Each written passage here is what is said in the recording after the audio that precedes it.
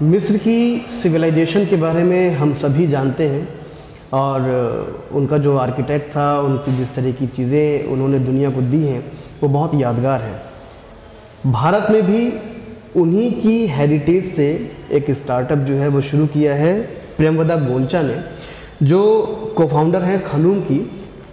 खनूम के बारे में ज़्यादा बेहतर तरीके से प्रेमवदा बताएंगी, मैं उनसे बात करूंगा।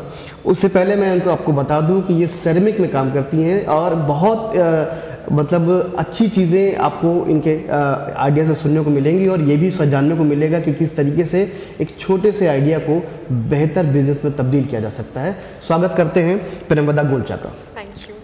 प्रेमवदा, मुझे बताइएगा आपका जो आइडिया है खनूम का, ये किस तरीके से आया, ओरिजिन क्या है इसका, और खनूम के साथ किस तरह की लीगेसी जुड़ी हुई है और कितने सालों का ये आपका आइडिया जो है आज ब्लॉसम है, फल फूल रहा है और लोगों को काम भी मिल रहा है इससे।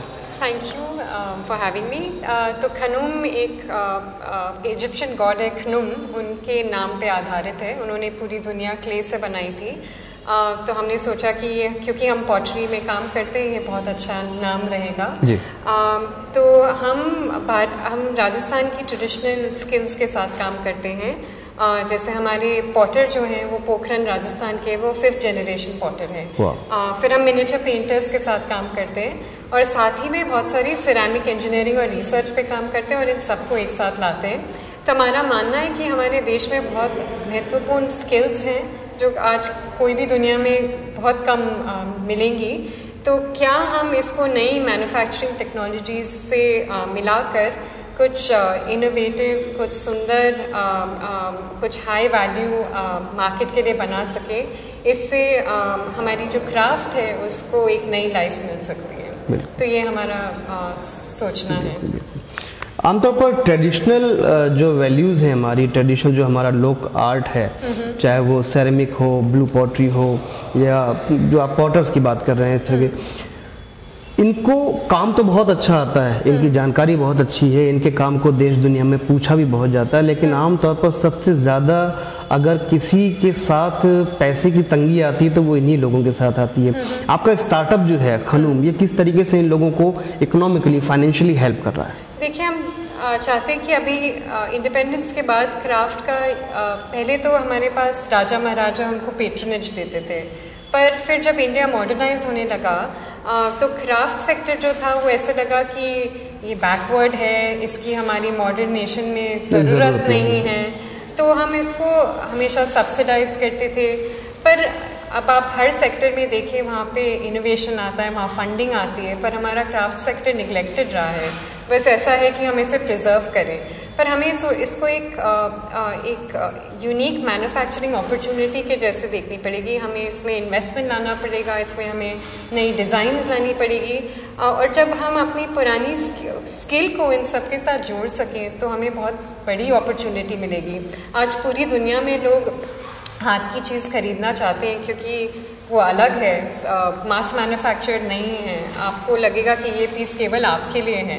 तो अगर हम हमारी क्राफ्ट में वैल्यू ऐड कर सकें तो हम दुनिया में इसके फॉरफ्रंट में हो सकते हैं, जहाँ हम हाथ की चीज़ें बेहतरीन तरीके से बना सकें। आप इटली में देखिए, आप इटली पूरी दुनिया में नोन है कि ये बहुत अच्छा हाथ का काम करते हैं। वैसे इंडिया क्यों नहीं हो सकता, क्योंकि एग्रीकल्चर के बाद क्राफ्ट सेक्टर हमारा सबसे बड़ा सेक्टर है। जी जी जी।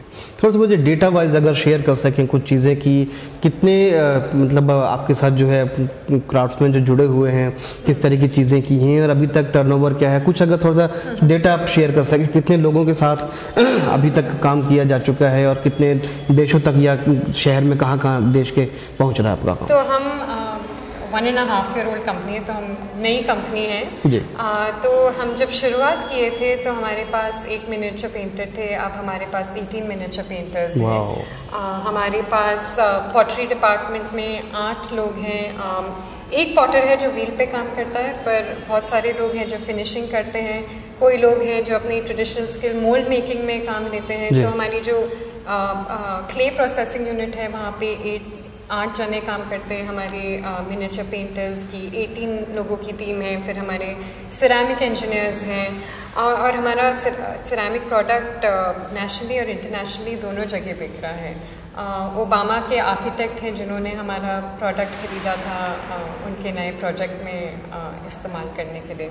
अभी हम इंडिया में एशियन पेंट्स के साथ काम कर रहे हैं, जहां हम उनके साथ कुछ नया इनोवेशन करके नई प्रोडक्ट्स बनाने वाले हैं। फीमेल्स के पास आइडिया बहुत अच्छे होते हैं और उनके जैसा बिजनेस माइंड बहुत, मतलब मेल्स की अगर बात करें तो नहीं होता। मैनेजमेंट बहुत अच्छा होता है और वो चीज़ें उस तरीके से देखती हैं जैसा मेल नहीं देख पाते हैं। आमतौर पर पुरुषों की सोच जो है वहाँ तक पहुँच ही नहीं पाती। इतनी बेहतरीन क्रिएटिविटी, इतना अच्छा दिमाग होने के बावजूद बिजनेस हो, नौकरी हो, आमतौर पर फीमेल्स को वो जगह, वो एंट्रेंस नहीं मिल पाती। इसके पीछे की कारण एक आपसे जानना चाहूँगा। दूसरी चीज़ ये कि फीमेल एंटरप्रेन्योर्स के लिए आपकी तरफ से क्या सजेशन है? आई थिंक कि आपको बहुत दृढ़ निश्चित होना पड़ता है कि आप दुनिया को फाइट करेंगे। आपको दुनिया को फाइट करना पड़ता है, पर आपको you have to be determined और आपको सेल्फ एश्योरिटी होनी चाहिए कि आप जो कर रहे हैं आपके लिए ज़रूरी है और सोसाइटी के लिए ज़रूरी है। अगर आप उस डिटर्मिनेशन से काम करें तो आपको कोई नहीं रोक सकता। ठीक है, तो ये थी हमारे साथ प्रेमवदा गोलचा जो को-फाउंडर हैं खनून की, और इन्होंने बताया कि अगर महिला होने के नाते आपके पास कोई आइडिया है, कोई स्टार्टअप आइडिया, कोई ऐसी चीज़ जो आपसे बेहतर कोई नहीं कर सकता, तो उसे अगर एक बिज़नेस का रूप देना चाहते हैं तो उसके लिए आपको दुनिया से भी भिड़ना पड़े, जूझना पड़े, तो हार ना मानिएगा। आपकी जीत ज़रूर होगी और आप बेहतर एंटरप्रेन्योर बन के निकलेंगे। पत्रिका टीवी के लिए मोहम्मद इमरान।